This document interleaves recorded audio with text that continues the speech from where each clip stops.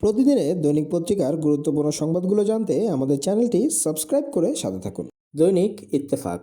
নির্বাচনের প্রচার প্রচারণা শেষ। ভোটার ও প্রার্থীদের নানামুখী উৎসাহ উদ্দীপনা এবং পারস্পরিক নানা অভিযোগের মধ্যে দিয়ে আজ মঙ্গলবার সকাল 7:30টায় শেষ হচ্ছে ত্রয়োদশ জাতীয় সংসদ নির্বাচনের প্রচারণা।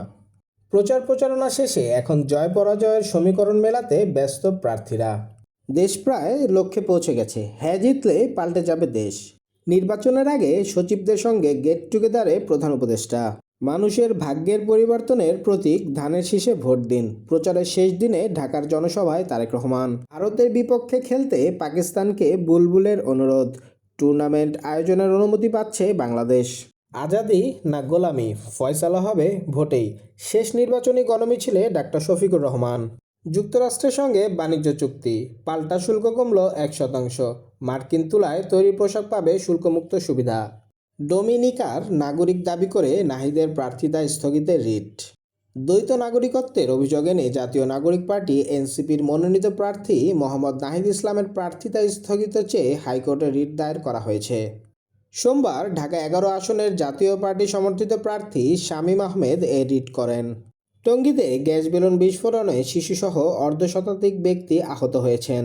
সোমবার বিকেলে টঙ্গীর হোন্ডা রোড এলাকায় এ ঘটনা ঘটে। গুরুতর আহত 12 জনকে টঙ্গী সরকারি হাসপাতাল প্রাথমিক চিকিৎসা শেষে ঢাকা মেডিকেল কলেজ হাসপাতালে বার্ন ইউনিটে পাঠানো হয়েছে। দৈনিক আমার দেশ। মোবাইল ব্যবহারে নিষেধাজ্ঞা, তীব্র সমালোচনার মুখে পিছু হটল ইসি। ভোট কেন্দ্রে মোবাইল ফোন বহনে নিষেধাজ্ঞা জারি করে তীব্র সমালোচনার মুখে তা প্রত্যাহার করে নিয়েছে নির্বাচন কমিশন ইসি। গতকাল জাতির উদ্দেশ্যে ভাষণে বিএনপি চেয়ারম্যান তারেক রহমান বলেন, দুর্নীতি দমনে যতটা কঠোর হওয়া যায় ততটাই কঠোর হবে বিএনপি। তরুণদের প্রত্যাশার নতুন দেশ গড়তে দাঁড়িপাল্লায় ভোট দিন। গতকাল জাতির উদ্দেশ্যে ভাষণে জামাতে আমির। ডিজিএফআইর অফিসে আলাদা কক্ষে কার্যক্রম চালাতো জবানবন্দিতে ইকবাল করিম। সাবেক সেনাপ্রধান জেনারেল ইকবাল করিম বলেছেন, তিনি সেনাপ্রধান থাকাকালীন জানতে পারেন মেজর জেনারেল অবসরপ্রাপ্ত তারেক আহমেদ সিদ্দিকের ছত্রছায়ায় ভারতীয় গোয়েন্দা সংস্থা রয়ের কিছু ব্যক্তি নিয়মিত ডিজিএফআইয়ের অফিসে ভিজিট করত। সেখানে 7টি মিটিং রুম ছিল। দৈনিক কালের কণ্ঠ। প্রচার শেষ, সরকারে বিদায় সুর।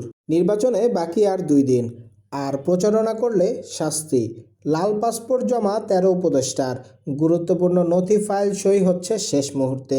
কারো বাসায় যাচ্ছে ব্যক্তিগত নথি ও জিনিসপত্র। ইসিতে শেষ সময়েও অভিযোগের প্রবল চাপ। প্রধান উপদেষ্টা ডক্টর মোহাম্মদ ইউনূস বিগত আমলের নির্বাচনগুলোকে ফেক ও প্রহসন আখ্যা দিয়ে আসন্ন নির্বাচনকে অবাধ, সুষ্ঠু ও ঐতিহাসিক করার অঙ্গীকার পুনর্ব্যক্ত করেছেন। এখন শুধুই ভার্চুয়াল লড়াই। ভোটের মাঠে নেই মাইক, পোস্টার কিংবা সমাবেশের জমায়েত। আনুষ্ঠানিক প্রচার কার্যক্রম বন্ধ হলেও ভার্চুয়াল জগতে থামেনি নির্বাচনী লড়াই।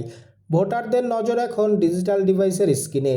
সেখানে চলছে ভোটের ভিন্ন এক ভার্চুয়াল যুদ্ধ। বোরকা নেকাবের আড়ালে জাল ভোটের আশঙ্কা। ঘনিয়ে আসছে ত্রয়োদশ জাতীয় সংসদ নির্বাচন। তোড়জোড় চলছে ভোটের দিনের। তবে এরই মধ্যে বোরকা, হিজাব ও নেকাব ব্যবহার করে জাল ভোটের আশঙ্কা করছে অনেকে। আইন অনুযায়ী পরিচয় নিশ্চিতে ভোটাররা মুখ দেখাতে বাধ্য। সেনাপ্রধানের সঙ্গে জার্মান রাষ্ট্রদূতের সৌজন্য সাক্ষাৎ। বাংলাদেশে নিযুক্ত জার্মানির রাষ্ট্রদূত ডক্টর লুডিফার লর্ডসের নেতৃত্বে একটি প্রতিনিধি দল সেনাপ্রধান জেনারেল ওয়াকারুজ্জামানের সঙ্গে সৌজন্য সাক্ষাৎ করেছে। হাইকোর্টের 2 বিচারপতির পদত্যাগ। Thanks for watching. Don't forget to subscribe our channel for daily news update.